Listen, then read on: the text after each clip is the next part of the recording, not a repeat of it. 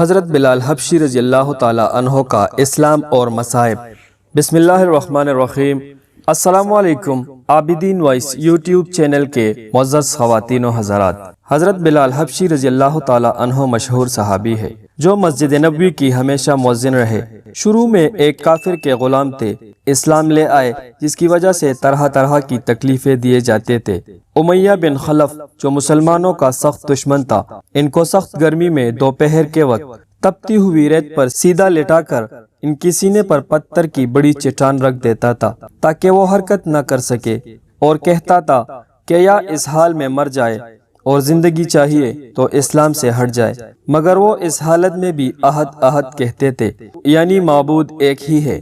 رات کو زنجیروں میں باندھ کر کوڑے لگائے جاتے اور اگلے دن ان زخموں کو گرم زمین پر ڈال کر اور زیادہ زخمی کیا جاتا تاکہ بے قرار ہو کر اسلام سے پھر جائے یا تڑپ تڑپ کر مر جائے۔ عذاب دینے والے اکتا جاتے، کبھی ابو جہل کا نمبر آتا، کبھی امیہ بن خلف کا اور کبھی اوروں کا، اور ہر شخص اس کی کوشش کرتا کہ تکلیف دینے میں زور ختم کر دے۔ حضرت ابوبکر صدیق رضی اللہ تعالی عنہ نے اس حالت میں دیکھا تو ان کو خرید کر آزاد فرمایا۔ چونکہ عرب کے بت پرست اپنے بتوں کو بھی معبود کہتے تھے، اس لیے ان کی مقابلے میں اسلام کی تعلیم توحید کی تھی، جس کی وجہ سے حضرت بلال رضی اللہ تعالی عنہ کی زبان پر ایک ہی ایک کا ورد تھا۔ یہ تعلق اور عشق کی بات ہے۔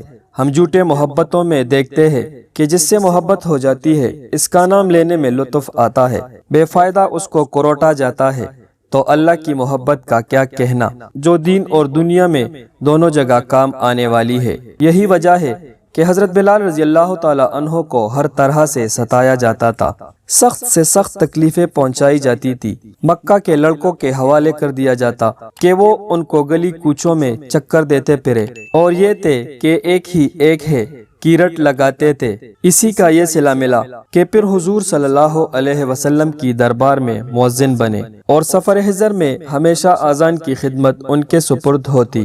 حضور صلی اللہ علیہ وسلم کی وصال کے بعد مدینہ طیبہ میں رہنا اور حضور صلی اللہ علیہ وسلم کی جگہ کو خالی دیکھنا مشکل ہو گیا، اس لیے ارادہ کیا کہ اپنی زندگی کے جو دن باقی ہے جہاد میں گزار دو، اس لیے جہاد میں شرکت کی نیت سے چل دیے۔ ایک عرصے تک مدینہ منورہ لوٹ کر نہیں آئے۔ ایک مرتبہ حضور صلی اللہ علیہ وسلم کی خواب میں زیارت کی۔ حضور صلی اللہ علیہ وسلم نے فرمایا، بلال یہ کیا ظلم ہے، ہمارے پاس کبھی نہیں آتے۔ تو آنکھ کھلنے پر مدینہ طیبہ حاضر ہوئے۔ حضرت حسن اور حسین رضی اللہ تعالی عنہ نے اذان کی فرمائش کی۔ لاڈلوں کی فرمائش ایسی نہیں تھی کہ انکار کی گنجائش ہوتی۔ اذان کہنا شروع کی اور مدینہ میں حضور صلی اللہ علیہ وسلم کی زمانے کی اذان کانوں میں پڑھ کر کہرام مچ گیا۔ عورتوں تک روتی ہوئی گھر سے نکل پڑی۔ چند روز قیام کے بعد واپس ہوئے اور 20 ہجری کے قریب دمشق میں وصال ہوا۔